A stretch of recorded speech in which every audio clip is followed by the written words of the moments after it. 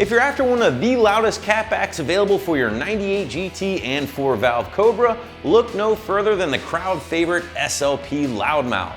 Now this extremely popular system will also be extremely loud in the old Wake the Neighbors department, and looking at the lack of mufflers in the system, it's pretty easy to see why. Instead, SLP will utilize their race resonators in full stainless construction, all for around the $500 price point.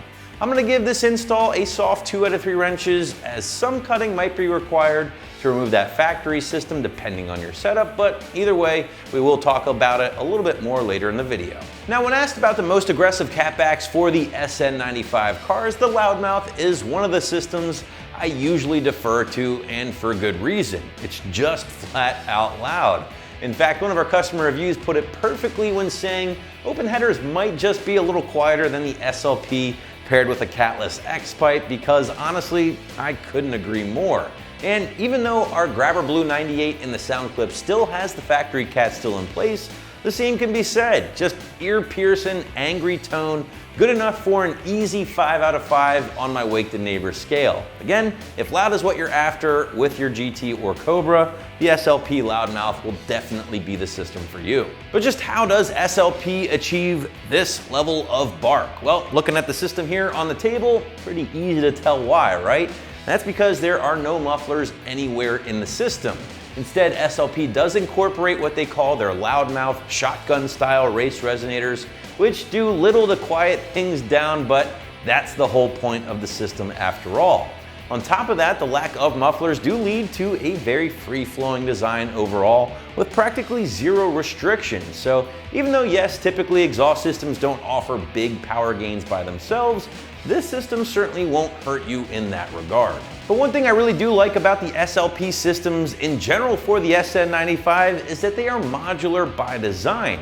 And basically what that means is, if for whatever reason down the road you get tired of all that volume, or if you add some long tubes or a catless mid-pipe to your car and just would like to change up the tone a little bit, you could always add the Loudmouth 2 resonators or even the SLP Power Flow muffler to really change up the sound.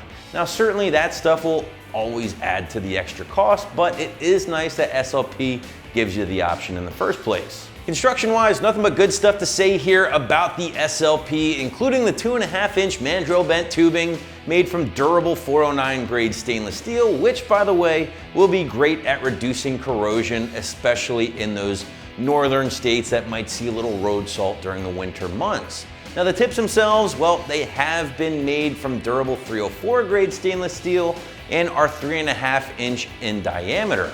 Switching gears here, let's briefly graze over some of the big parts of the installation. And if you remember from earlier, we did go soft 2 out of 3 wrenches on the difficulty meter here, not because this is terribly difficult to install, but rather because you may have to cut your factory system off. That is, if you don't want to disconnect your rear shocks. You might be dealing with some rusty bolts on top of all that, because let's face it, these cars are about 20 plus years old by now. So tool-wise, you will be looking at a socket set for most of your work, but if you do have to cut off that factory system, just make sure you have a cutting tool on hand. Hacksaw or a sawzall with a fresh metal blade is always my tool of choice in this kind of job. And of course, don't forget your eye protection when doing the work. Now getting started, it wouldn't be a bad idea to soak the factory bolts in something like WD-40 or maybe a little PB Blast before getting started. Now if you have a lift, you could disconnect the rear shocks and sag that rear axle enough to remove the factory system without cutting. Or if you really don't care about saving the factory system, just grab your cutting tool, make your cut nearest the rear axle to remove the piping. At this point, you can just simply unbolt the 2 flanges from the H-pipe, which will allow you to drop the system from the rubber hangers. Now you can get to work hanging the new SLP using the included hardware along with some of the new rubber hangers. Now you're also going to use some of your existing factory hardware you removed in the first step. It is SLP's recommendation to start from front to back, saving your final tighten up to the very end, making sure your tips are aligned perfectly underneath that rear bumper. Now once the system is in place and you're happy with where everything is sitting, go ahead and tighten up all your clamps and your installation is complete.